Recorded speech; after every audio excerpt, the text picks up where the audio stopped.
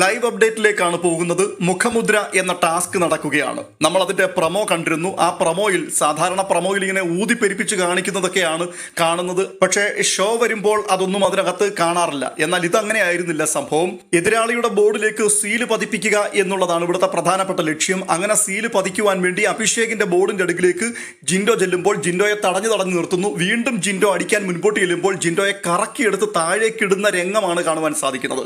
അത് തെറ്റായിരുന്നു, നിയമലംഘനവുമായിരുന്നു. അത് ബിഗ് ബോസ് എടുത്ത് അവിടെ പറയുന്നുണ്ട്. ഈ പ്രശ്നത്തിനിടയ്ക്ക് നിർത്താൻ പറഞ്ഞതിന് ശേഷം ബിഗ് ബോസ് പറയുന്നുണ്ട്, നിങ്ങളോട് എത്ര പറഞ്ഞാലും നിങ്ങൾക്ക് മനസ്സിലാവുകയില്ല, നിങ്ങൾ അനുസരിക്കുകയില്ല. അങ്ങനെ ഒരാളിനെ പിടിച്ചു വെക്കാനോ തള്ളുവാനോ ഒന്നും പാടില്ല എന്നുള്ളത്. ജിൻഡോ പറയുന്നുണ്ട്, അഭിഷേകാണ് എന്നെ പിടിച്ചു തള്ളിയത്. പക്ഷേ അഭിഷേക് സമ്മതിക്കുന്നില്ല, ഞാൻ തള്ളിയിട്ടില്ല, ഞാൻ ഇങ്ങനെ തടഞ്ഞു നിർത്തിയത് മാത്രമേ ഉള്ളൂ.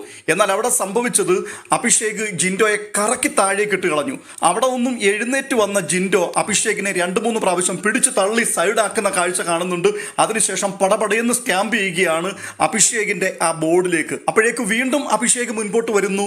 ഒടുവിൽ ആൾക്കാരെല്ലാവരും കൂടി പിടിച്ചു മാറ്റുകയാണ്. പിടിച്ചു മാറ്റുന്ന ആ മാറ്റത്തിനിടയിൽ അഭിഷേകിന്റെ ബോർഡും എല്ലാം കൂടി ഓടിച്ചുകൊണ്ടാണ് ജിൻഡോ തിരിച്ച് മടങ്ങിപ്പോകുന്നത്. ഇതിനകത്ത് ജിൻഡോ കുറ്റക്കാരനല്ല, ഗെയിം എന്ന രീതിയിൽ തന്നെയാണ് ജിൻഡോ അതിനകത്ത് മുൻപോട്ട് നീങ്ങുന്നത്.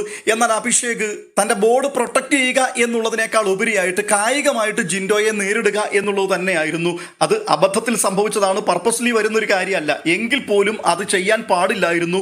ആ വീഴ്ച കാണിച്ചതിന് ശേഷം ഞാൻ അങ്ങനെ ചെയ്തിട്ടില്ല, പുറത്തുള്ള ആൾക്കാർ അത് കാണുന്നുണ്ടല്ലോ എന്നൊക്കെ പറയുകയും കൂടി ചെയ്യുകയാണ്. എന്തായാലും ഒരു ഫിസിക്കൽ അസോൾട്ട് എന്ന രീതിയിലേക്ക് കാര്യങ്ങൾ പോയിട്ടില്ല. പരസ്പരം ഹഗ് ചെയ്ത് ആ വിഷയമൊക്കെ തീർക്കുന്നത് നമുക്ക് ലൈവിൽ കാണുവാൻ സാധിക്കുന്നുണ്ട്.